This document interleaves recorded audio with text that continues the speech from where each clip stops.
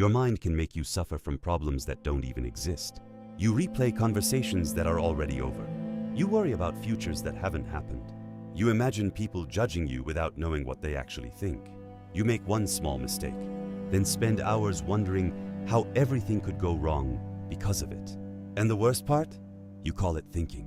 But sometimes, you're not thinking. You're simply torturing yourself with possibilities. Overthinking feels productive because your mind is constantly doing something. You're analyzing, you're predicting, you're preparing, you're searching for answers. But after hours of thinking, you often end up exactly where you started. Exhausted, anxious, and still uncertain. So how do you stop?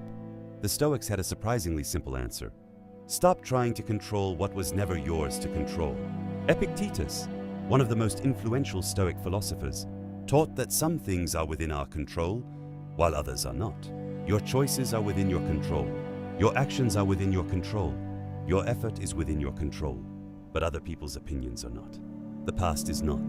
The future is not. Whether someone understands you is not. Whether everything goes according to your plan is not. And this is where overthinking begins. We spend enormous amounts of mental energy trying to control things that were never ours to control. You cannot think your way into controlling another person's feelings. You cannot analyze the past until it becomes different. You cannot predict every possible problem that tomorrow might bring. And you cannot guarantee that nothing will ever go wrong. But your mind will keep trying, because uncertainty feels uncomfortable. So it creates questions. What if I fail? What if they leave? What if I make the wrong decision? What if everything goes badly? The problem isn't that these questions exist. The problem is believing that every question needs an answer right now. You don't need to solve your entire future tonight. You don't need to understand everything before taking the next step. And you don't need certainty to move forward. Sometimes, you simply need to accept that you don't know. That isn't weakness, it's wisdom. The Stoic approach isn't to stop thinking. It's to stop wasting thought on what you cannot control. So the next time your mind starts running in circles, pause and ask yourself one question. Is this something I can control? If the answer is yes, act. If the answer is no, release it. You may not be able to control the world, but you can control what you do with your mind. And that is where your peace begins. But knowing that you should let go is one thing. Actually doing it is another. Because when you overthink, your mind doesn't simply give you a problem and walk away. It keeps coming back. It asks the same question from a different angle. It creates another possibility, then another. And before you realize it, you've spent an entire evening trapped inside your own head. So here's the first thing you need to understand.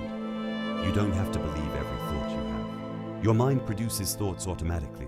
Some are useful, some are memories, some are fears, some are completely irrational, but they can all feel equally real. Imagine watching a movie. You can become emotionally invested in the story, even though you know the events on the screen aren't happening to you. Overthinking works in a similar way. Your mind creates a story, and then your body reacts as if the story is reality. You imagine someone being disappointed in you, and you feel rejected. You imagine failing, and you feel like a failure. You imagine losing something, and you start grieving it before you've even lost it. But a thought is not a prediction. A thought is not a fact. A thought is simply something your mind produced. So instead of saying, I'm going to fail, try saying, I'm having the thought that I might fail. That small change creates distance between you and the thought. You are no longer inside the thought. You are observing it. And when you can observe a thought, you can choose whether to follow it. The second thing you need to practice is returning to the present moment. Most overthinking happens somewhere that doesn't exist right now. It happens in yesterday or tomorrow. You replay what you said. You imagine what you should have said. You predict what someone might say tomorrow. But right now, in this exact moment, most of those problems are not happening. Look around you. Notice where you are. Notice your breathing. Notice the sounds around you. Feel your feet touching the ground. This might sound simple, but simplicity is powerful. The present moment is the only place where you can actually do something. You cannot change yesterday from your bedroom tonight. You cannot control tomorrow from your bed. But you can control what you do in this minute. And sometimes, that's all you need. When your mind asks, what if everything goes wrong? Bring it back to a better question. What can I do right now? That question gives your mind a direction. Maybe you need to send the message. Maybe you need to study. Maybe you need to apologize. Maybe you need to rest. Maybe you need to accept that there is nothing you can do. Whatever the answer is, take the next small step. You don't need to solve the entire story. You only need to deal with the next page. Because peace doesn't come from knowing exactly how your life will unfold. Peace comes from trusting yourself to handle whatever comes next. Now let's make this practical. Because understanding overthinking is not enough. You need a way to deal with it when it happens. The first practice is simple. Stop asking questions that have no useful answer. When your mind says, "What if I fail?" don't spend an hour creating 10 different versions of failure in your head. Ask instead, "What can I do to give myself a better chance of succeeding?" That question changes everything. One creates fear, the other creates action. If you're worried about an interview, prepare. If you're worried about an exam, study. If you're worried about a relationship, communicate honestly. Turn worry into action whenever action is possible. And when action is not possible, practice acceptance. The second practice is to make decisions before your mind turns them into monsters.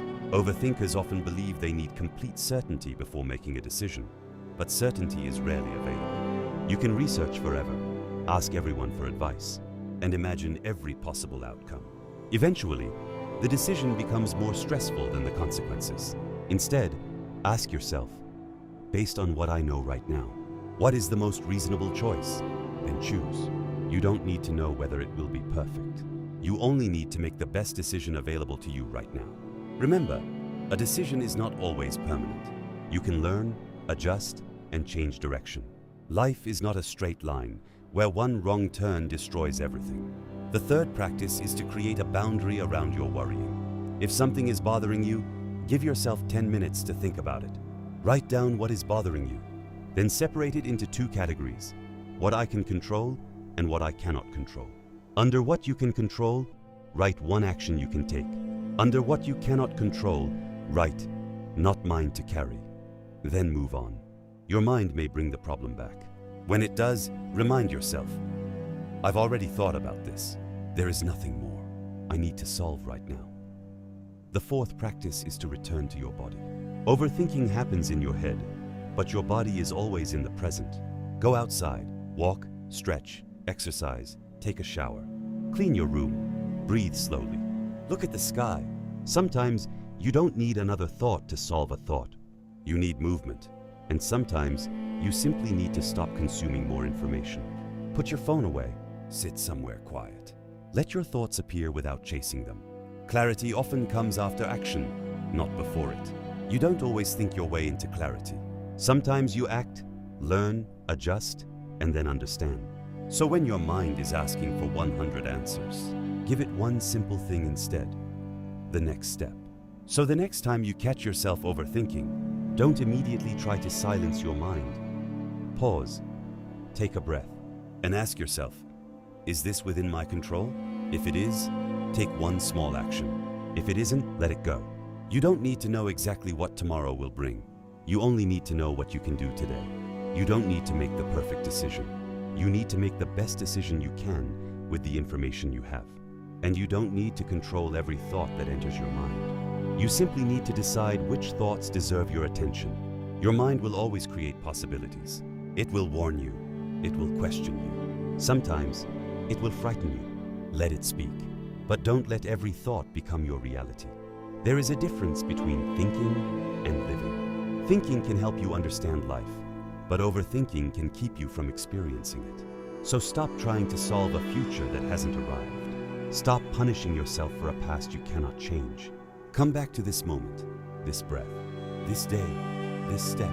You may not control everything that happens to you, but you can control how you meet it. And sometimes, peace doesn't come from finding another answer.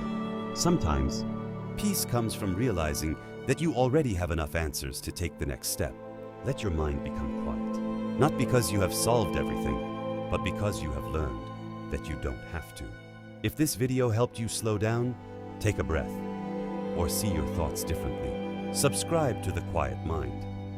There will always be another thought, another problem, and another uncertain day. But you don't have to carry all of them at once. Until next time, protect your peace, control what you can, and let the rest go. This is the quiet mind.